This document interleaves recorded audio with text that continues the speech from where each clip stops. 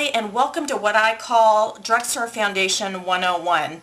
We've all done it. We've all gone in the drugstore, looked around and gotten so confused because you want to pick out a foundation but you can't make sense of all the different ones to choose from. So I just want to give you a few quick tips and tricks to help at least get you going in the right direction. There are a few things that you need to determine before you even head over to the drugstore. The first thing you want to figure out is what kind of coverage do you need.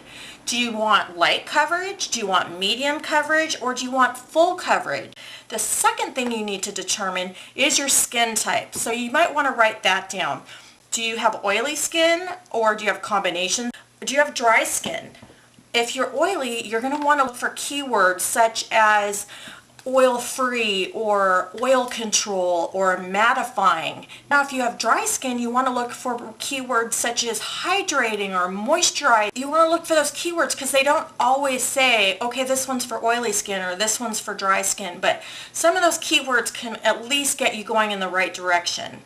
The third thing you need to determine is what is your skin's undertone, and that's a little bit trickier. I do have a few simple ways that you can figure out what your skin's undertone is. The first one I call the shirt method. You don't need a shirt. You can find a sheet, pillowcase or whatever. You just need to find something that's white and find something that's like an off-white or a cream color and look in the mirror. As you can see, for me, the first one looked better against my skin tone, which was white. If the white looks better, that means you have a cool undertone. If the cream looked better, that means you have a warm undertone. The second method is what I call the jewelry method. Go ahead and grab like a silver necklace and grab something with gold in it and hold it up against your skin. For those of you who are like me, if you have a cool undertone, the silver jewelry is going to look better. If the gold jewelry looks better, that means you have a warm undertone. Now, my favorite method is the wrist method. Now, you need to go in natural light, so you're going to want to go outside during the day for this. And then you want to look at your veins in the light. And I don't know if you can tell on camera, but my veins are blue. Definitely blue. So if you're like me and you look down at your wrist and you can tell that your veins are blue, that means you have a cool undertone. Now, if you look at your wrist and they look kind of like an olive green color, that means your undertone is warm. Now, if right now you're completely confused because you held up something white and you held up something cream and they both look good. Then you held up some silver jewelry and you held up some gold jewelry and they both look good. And then you look at your wrist and you can't tell what color your veins are, that means you're neutral. So that's how you figure out your skin's undertone. Now, with all that figured out, the only thing left you have to figure out is what shade of foundation you are. To be honest, the easiest way to do this, and this is what I recommend you do, is someday go without any foundation on your face and make sure your skin is moisturized, but just head over to Sephora or the department store and ask them to match your skin with a foundation. You don't need to buy it. All you do is you say, can I have a sample? I want to try it out for a few days. They completely understand. They're used to people asking for that because a lot of times people want to make sure it's not going to make their face break out or whatever. So they'll give you a little sample like this. Well, how much easier if you know your skin's undertone, you know the coverage and everything else.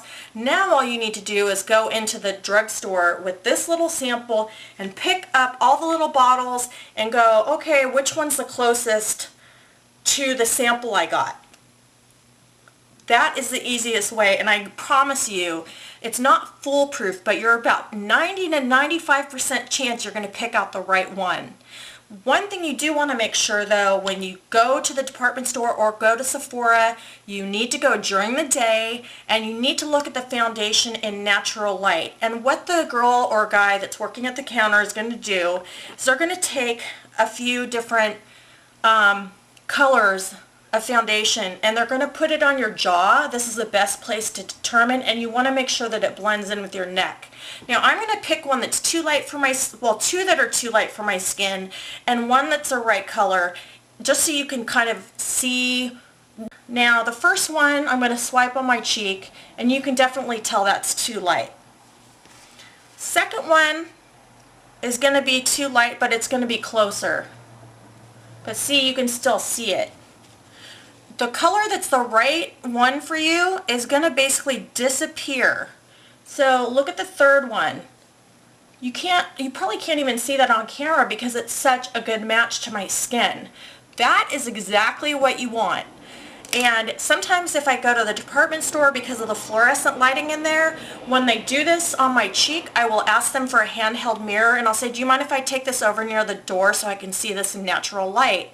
And of course they're going to say yes. So you just walk over to the door and you hold it up and you figure out which one looks the best, because sometimes under those fluorescent lights it can kind of do a little mind trick on you, and you might think like this one's the right one.